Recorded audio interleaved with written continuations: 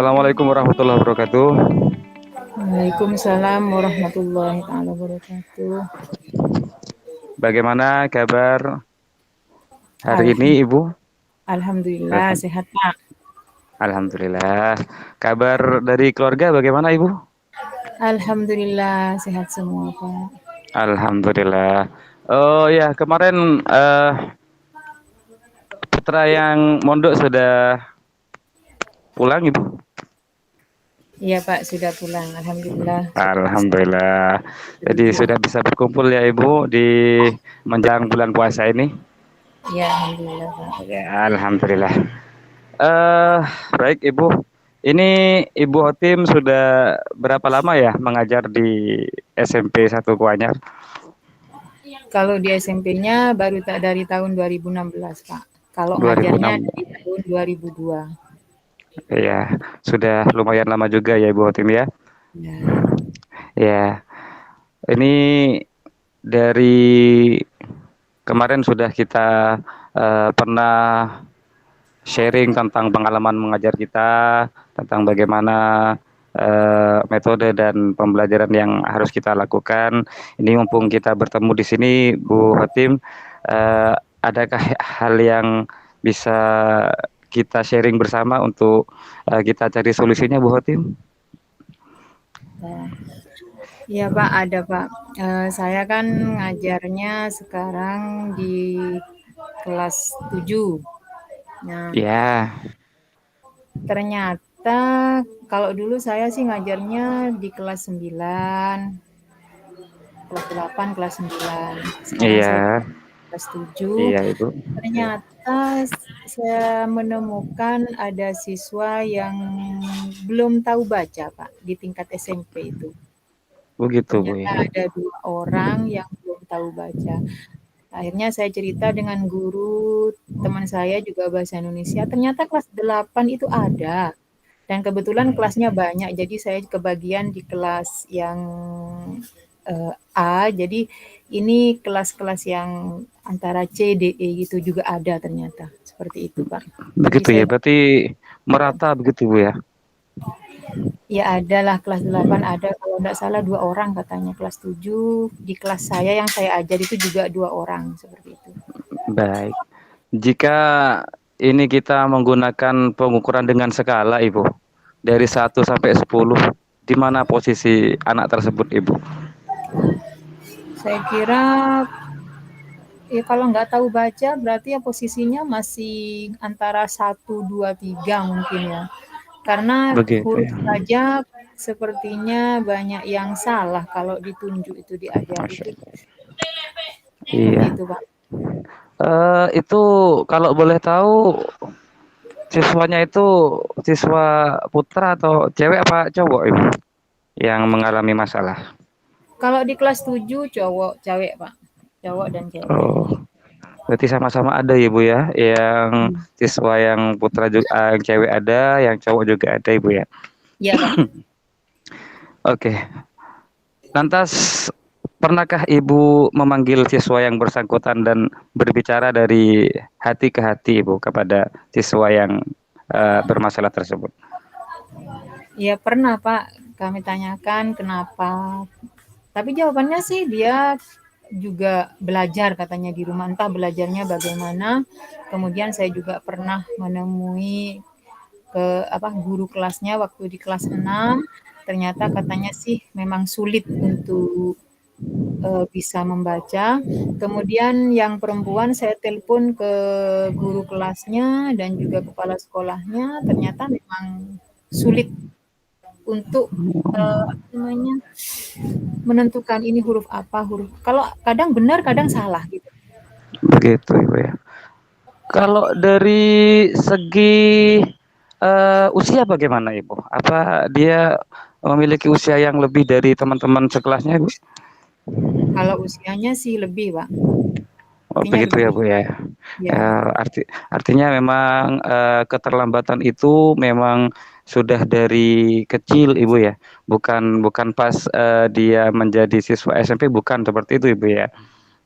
Ya sepertinya dari SD memang seperti itu, Pak. Entah apa Iya. memang dia latar belakang dari keluarga, atau apa saya kurang paham. Cuman sih katanya saya tanya ke gurunya itu dari keluarga yang tidak mampu dan keluarga yang mohon maaf tidak berpendidikan. Artinya di lingkungan itu, di keluarganya itu kalau berpendidikan paling tidak ada orang yang mau mengajari atau ada saudaranya yang mau mengajari seperti itu. Karena ini bukan di keluarga pendidikan, jadi istilahnya dibiarkan seperti itu. Anak tidak belajar, dibiarkan seperti itu. Begitu ya, Bu, ya. Jadi lebih ke permasalahannya itu masalah pada lingkungan sekitar anak tersebut ya, Ibu ya.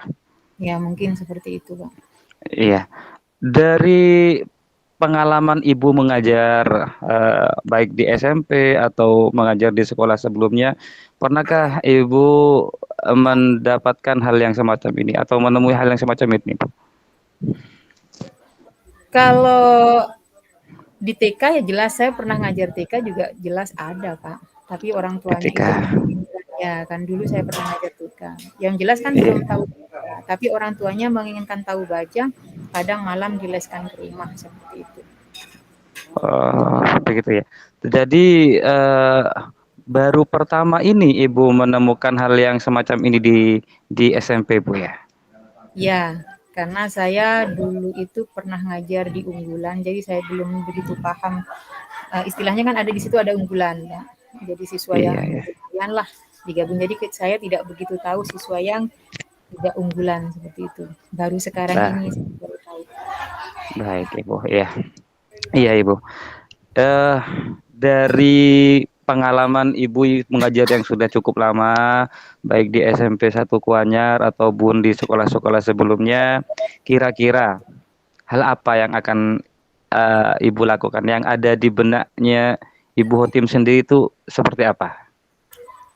Kalau saya sih menginginkan saya mau membantu mereka bagaimana mereka itu bisa tahu baca, paling tidak jika lulus nanti paling tidak dia tahu baca.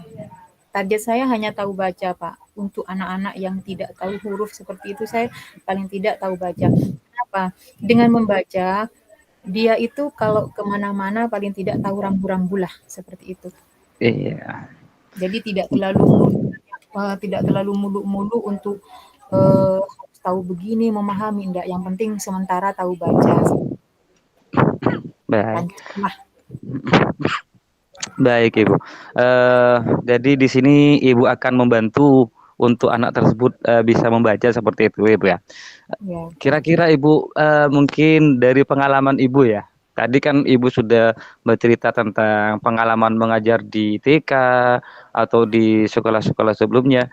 Yang lebih spesifik yang akan Ibu lakukan untuk siswa tersebut kira-kira apa ini, Ibu? Saya mau berbicara dengan kepala sekolah, meminta izin dan mau mengajak guru-guru untuk turun tangan langsung bagaimana mengumpulkan siswa yang tidak tahu membaca itu. Saya tarik ke satu ruangan, artinya walaupun tidak ikut pelajaran yang ada, tidak apa-apa. Yang penting jika saya punya waktu atau kami jadwal dengan guru-guru yang mau berkolaborasi, jadi paling dalam satu hari itu bisa 1 jam, 2 jam mengajari secara privat bersama mereka. Mungkin itu yang akan saya lakukan, Pak. Begitu ya, Ibu. Jadi Ibu menginginkan adanya waktu khusus untuk memberikan perlakuan secara khusus kepada siswa yang memiliki kebutuhan khusus seperti itu, Bu ya? Iya, Pak. Iya. Kira-kira menurut Ibu Hotim faktor apa saja yang bisa membuat usaha Ibu ini jadi berhasil? Yang jelas adanya dukungan, Pak, dari guru yang ada di sekolah, kemudian juga dukungan dari keluarga. Nanti kita bisa juga berkolaborasi dengan kedua orang tua atau saudara-saudaranya untuk paling tidak memberikan waktu apa disuruh leskan ke orang lain atau bagaimana seperti itu. Begitu Ibu ya. Jadi kalau kita lebih spesifikkan lagi Ibu, dukungan yang Ibu perlukan itu dukungan berupa material atau dukungan non material Ibu? Mohon maaf ini Ibu. Mungkin kedua-duanya, Pak ya. kedua-duanya ya Ibu ya, ya. Jelas kami Memang butuh buku, Pak. iya iya Bu, iya. Kami butuh Kami paham dengan dukungan itu karena faktor dukungan ini memang tidak boleh setengah-setengah Ibu ya. Karena ya. memang ini apa namanya? Salah satu kebutuhan yang menurut saya adalah faktor penting untuk bisa meningkatkan prestasi anak. Baik Ibu. Eh, Pertanyaan selanjutnya dari kami adalah sejauh mana keyakinan Ibu dengan usaha yang Ibu sebutkan tadi? Kalau saya yakin banget, Pak, karena Allah tidak Yakin. tidur ya. Usaha itu pasti akan membawa hasil yang terbaik. Kalau kita istiqomah mengajarkan kepada anak, saya yakin ada celah. Di situ pasti ada celah bagaimana Allah akan membuka mata hati siswa tersebut insya Allah. Bismillah. Amin amin amin. Amin. Ya, memang usaha tidak akan mengkhianati hasil seperti itu Bu ya, yang Betul. begitu yang kita pernah dengar. Nah, jika hal ini kita lakukan Ibu, kita implementasikan di lapangan, kira-kira berapa skala yang akan Ibu pasang untuk siswa tersebut? Ya paling tidak 6 lah Pak. 6 ya Ibu ya. Alhamdulillah ya. Iya iya iya iya. Jadi dengan dukungan yang semacam itu, insya Allah Ibu bisa menaikkan grade dari siswa tersebut menuju yang lebih baik lagi, menuju ke tahap yang lebih bagus lagi seperti itu ya Ibu ya. Iya. Kemudian kira-kira berapa lama usaha tersebut akan Ibu lakukan? Usaha itu akan saya lakukan sampai anak-anak itu tahu Pak. Jadi walaupun nanti sampai kelas 3 misalnya butuh bimbingan, saya akan bimbing. Seperti itu. Saya akan tetap mencoba, mencoba dan mencoba agar mereka bisa menemukan hasil yang nyata seperti itu. Iya. Berarti tanpa batas waktu ya Ibu ya? Yang penting mereka tahu baca, kuncinya tahu baca. Dengan tahu membaca pasti mereka akan bisa untuk mengikuti semua mata pelajaran. Tanpa tahu baca, mereka hanya menjadi pendengar yang baik di kelas. Baik. Baik Ibu. Eh dari sini bisa kita beri kesimpulan Ibu Hotim ya, bahwa permasalahan yang eh, Ibu alami ini sudah bisa kita carikan solusi bersama, yaitu dengan cara memberikan bimbingan yang dilakukan secara kontinu, secara bersama-sama. Tentunya kita usaha ini haruslah kita mendapatkan dukungan moral dan material dari semua pihak yang ada, baik itu pihak di sekolah maupun pihak keluarga. Seperti itu Ibu Hotim. Mungkin Ya, ada yang mau ditambahkan Ibu Hotim untuk pembicaraan kita kali ini. sepertinya tidak ada Pak. Mohon doanya saja agar semuanya bisa terlaksana. Insya Allah, mudah-mudahan apa yang sudah menjadi niat dari Ibu Hotim bisa dilaksanakan dengan sebaik-baiknya dan bisa mencapai hasil yang semaksimal mungkin. Dari kami mungkin hanya bisa seperti itu Bu Hotim. Terima kasih atas waktunya. Kurang lebihnya kami mohon maaf. Pak Heron, Assalamualaikum warahmatullahi wabarakatuh. Waalaikumsalam warahmatullahi wabarakatuh.